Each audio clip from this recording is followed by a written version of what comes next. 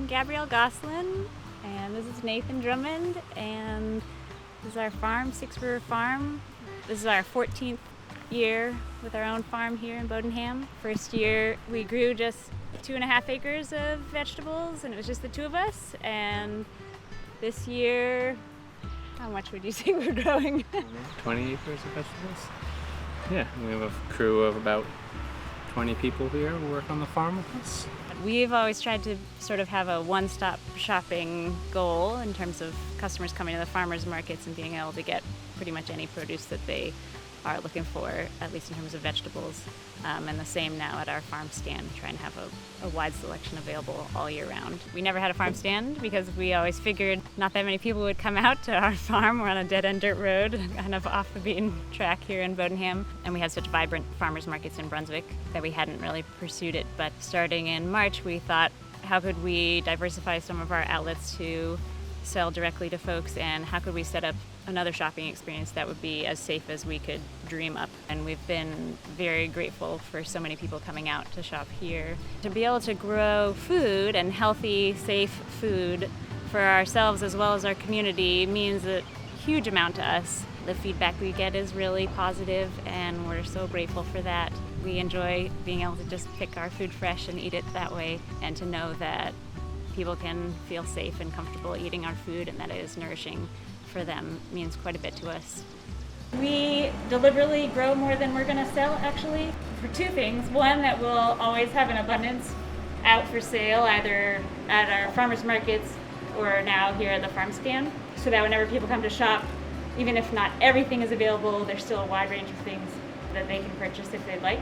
But the other reason is that we intentionally grow excess so that we can donate a fair amount of produce to the Mid-Coast Hunger Prevention Program, and also a number of other area food banks. On Wednesdays, the group, the Merry Meeting Gleaners, comes and they glean from our fields for produce that we have in excess that we wouldn't otherwise be able to harvest to donate. So we're really grateful for that group of volunteers, an excellent group of people. The Bowdoinham Community Development Initiative has been great too. We've gotten a grant from them to help improve this farm stand as we set it up this year, and it's a great community to be a farmer in, for sure. This is one of our fields. We call Tracy's Field. Our neighbors Lee and Shirley Tracy own it and lease it to us. Right in front of us, this is sort of a cover crop that we grow, buckwheat, which is sort of a fast growing crop that helps smother the weeds and provides some nutritional value back into the soil. And then beyond that, we have a bunch of leeks and onions.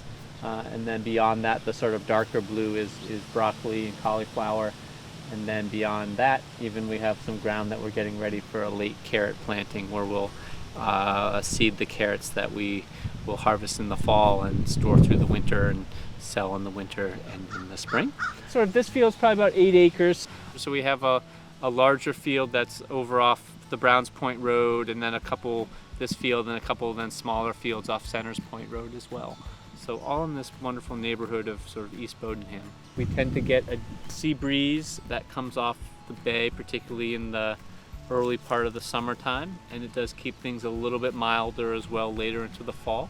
So it makes for a nice climate, particularly for some of the cool growing crops. So again, a lot of the leafy greens, things like broccoli and cauliflower, celery, some of these crops that really like it a little bit closer to the 70s than maybe the upper 80s. And so farming right near the water provides a nice climate for those crops.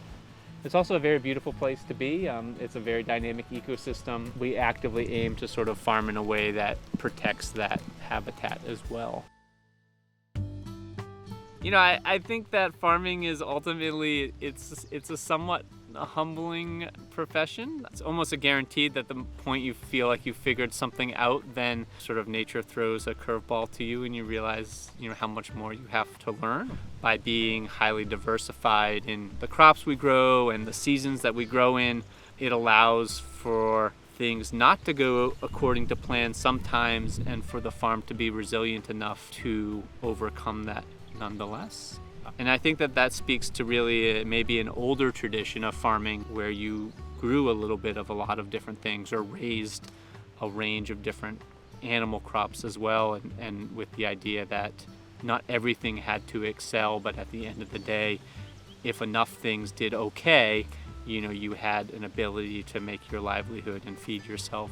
And I think that is still very true and a very beneficial approach to farming, even here in the 21st century. We've always wanted to work outside and to provide a healthy lifestyle for ourselves and our family. We have 2 children now, Alice, who's 5, and Quincy, who's 2.